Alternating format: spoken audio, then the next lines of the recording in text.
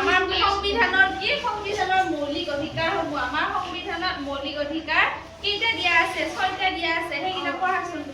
এইবিলাক বলা সাংবিধানিক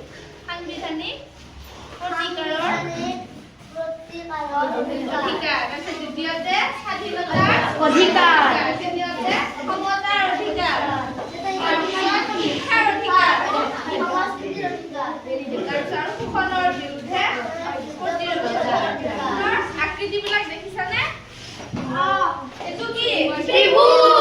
এইটো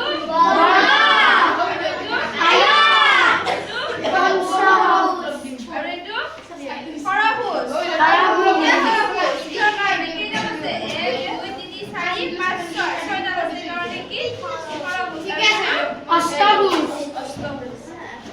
Yes.